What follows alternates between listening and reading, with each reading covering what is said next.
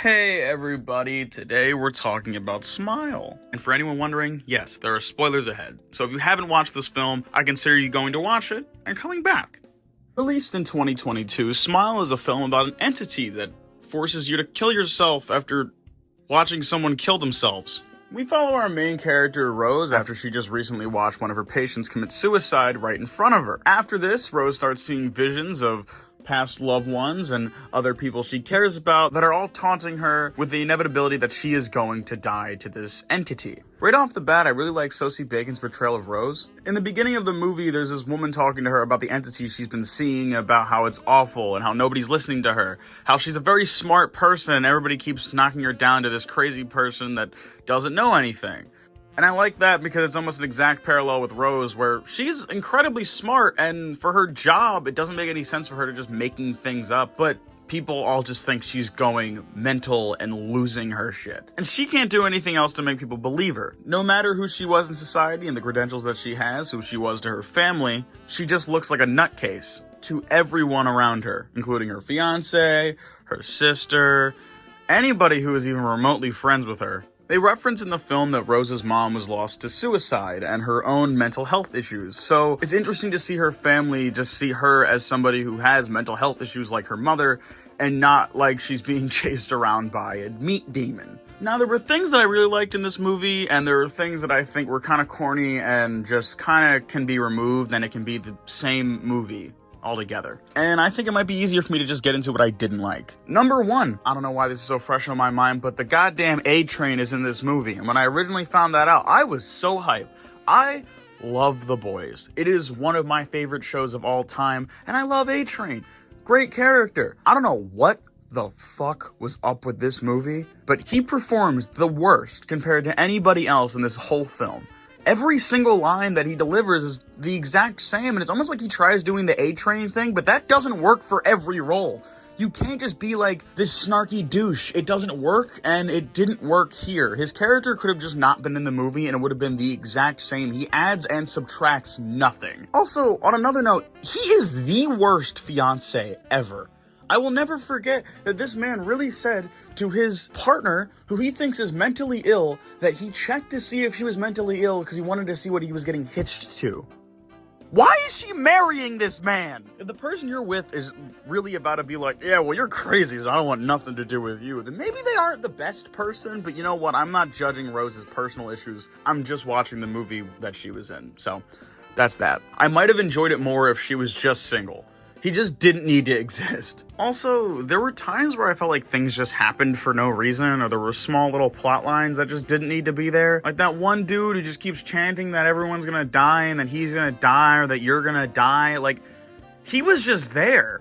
He didn't even see the demon. Like, he just was in the movie for like a quick jump scare, and that was it. He didn't even need to be there. Or like the amount of times this entity made Rose see an illusion where it was attacking her, just for her to fall back into reality where it was still attacking her. I don't really understand what the point of the illusion is then. There were parts in this movie that just didn't need to happen. This film is chock full of jump scares, and not that they aren't clever at times, I just wish it did other things to freak me out than the jump scares. And it does, I just wish there was more of that. Like, by far, I think the most shocking thing in this entire film is the birthday scene, and there was no jump scare there. That was just traumatization for every little child who was in that room. And they set it up really well. Rose was looking for her cat in scenes prior to this scene, and that little boy pulling a little dead cat named Mustache out of a birthday box was just horrific. Really caught me off guard with that one, and it really adds to the point to where this entity just makes her look like she's going insane. I don't know, I think this movie also could have gone a little better if instead of Rose trying to face her problem head on, she tried to prevent the inevitable. I think that would have been a lot more interesting to watch.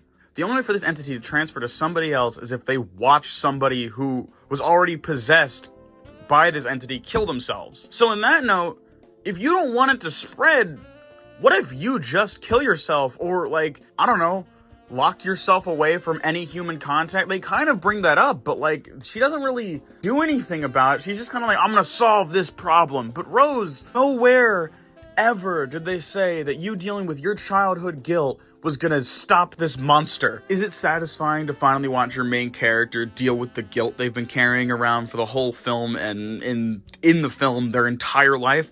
Absolutely. But does it serve any greater purpose than just the 2 seconds for Rose not to feel guilt to then just run away again? It's pointless.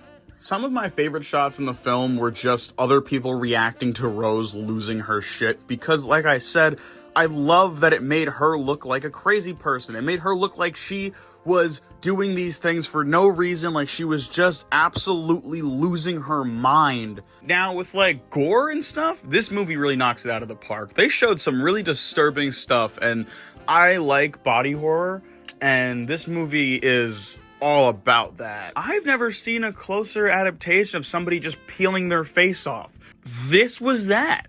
I watched a guy pull his face off.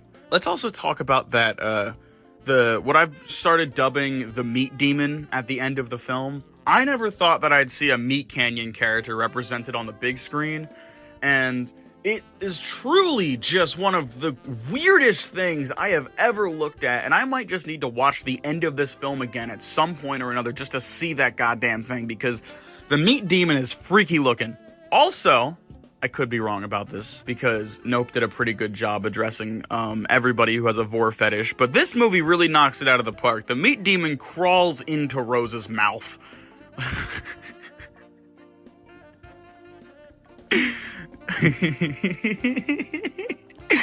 Oh, this movie's fun. Look, although I think there were some cheap scares and the acting was wonky at times, I don't think this movie was bad. It just wasn't anything special. It was, yeah, that was cool. Smile 2022. Yeah, that was cool. Anybody who acts like this movie is the greatest film of all time, one of the best horror films ever, you're entitled to your opinion, but I strongly disagree. I'm gonna give it a 6 out of 10. I was entertained, and I don't think I was necessarily bored at parts. It's just the movie is what it is, and it can't really be more than that. Friends of mine think they're trying to set it up for a sequel. If they do a Smile sequel, I'm not gonna watch it. I swear to God, if they make a Smile sequel, it doesn't need a sequel. I don't know who made this film.